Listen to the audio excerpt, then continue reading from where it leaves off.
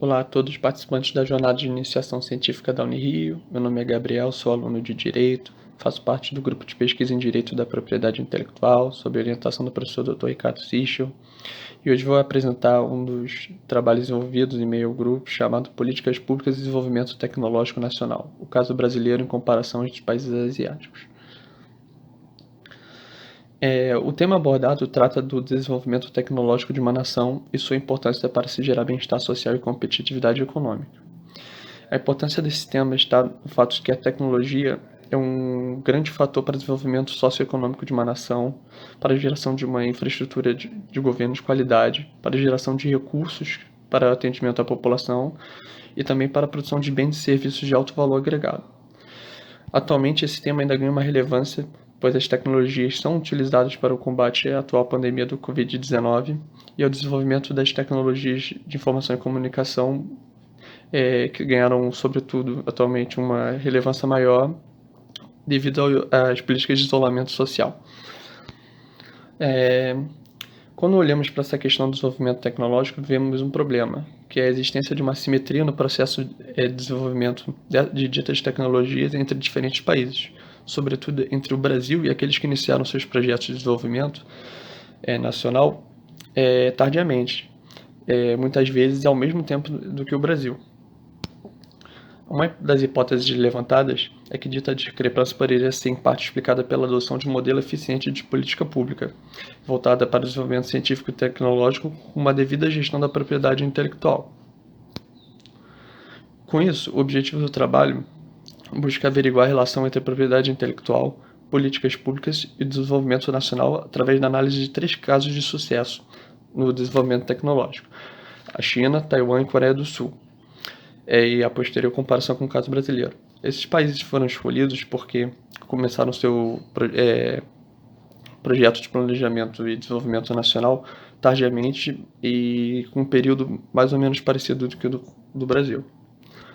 A metodologia utilizada foi um levantamento bibliográfico com dados históricos dos países selecionados e o levantamento de indicadores de propriedade intelectual, sobretudo os coletados de bases como do INPI, da Organização Mundial da Propriedade Intelectual, do Fórum Econômico Mundial e da OCDE.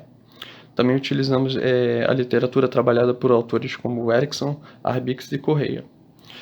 O trabalho consistiu no levantamento de dados dos países selecionados e a posterior comparação entre os 3 países asiáticos selecionados e o Brasil. Para esse trabalho, adotamos a definição de propriedade intelectual da Organização Mundial da Propriedade Intelectual, que aborda a questão de direitos relativos às atividades intelectuais nos domínios industrial, científico, literário e artístico, sobretudo no que tange às descobertas científicas, aos desenhos e modelos industriais, às marcas industriais, comerciais e de serviços.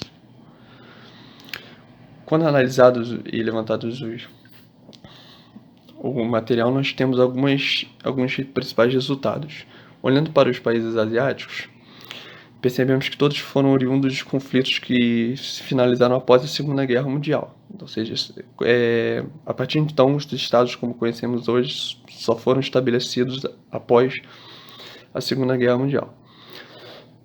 Todos os 3 estados asiáticos selecionados possuem uma estratégia de desenvolvimento similar, através de políticas intensivas na área de educação e pesquisa e desenvolvimento, parcerias públicas e privadas, muitas vezes ilustradas no triângulo entre universidade, empresa e governo, políticas de financiamento, sobretudo para importação de tecnologia e para a posterior produção nacional, transferência de tecnologia, que também se valeu muito dessa questão da importação, intercâmbio de estudantes e profissionais visando justamente adquirir conhecimento no exterior e levar para o país.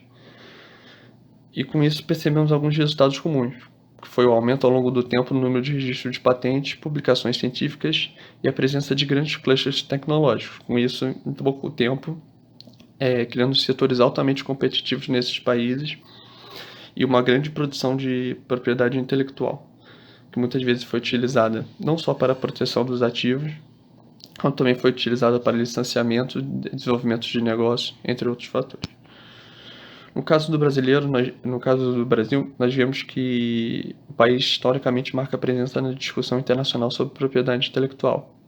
inclusive casos de sucesso no desenvolvimento tecnológico, como na área do petróleo, na fabricação de aeronaves e na agricultura. Contudo, as políticas públicas adotadas não foram contínuas, como nos outros casos, sobretudo devido a uma instabilidade regulatória. Então, com isso, nós vemos alguns déficits presentes em diversas áreas, o que pode explicar, talvez, a discrepância entre o Brasil e os outros países, em parte. Com isso, nós chegamos a algumas considerações finais. Vimos que existe uma relação entre propriedade intelectual, políticas públicas e desenvolvimento nacional, no que a propriedade intelectual garante a proteção e incentiva também a inovação, para isso sendo guiada por políticas públicas que levem ao desenvolvimento nacional através do desenvolvimento tecnológico. Vimos também a importância de planejamento de longo prazo como um marco legal estável para que possa se lograr essas metas, bem como parcerias públicas e privadas, sobretudo entre universidades, governo e empresa. E pensamos que a propriedade intelectual é uma ferramenta de fomento e segurança para o processo de inovação.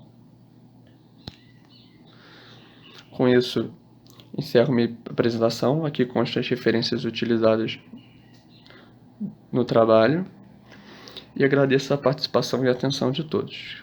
Que tenham uma excelente jornada de iniciação científica.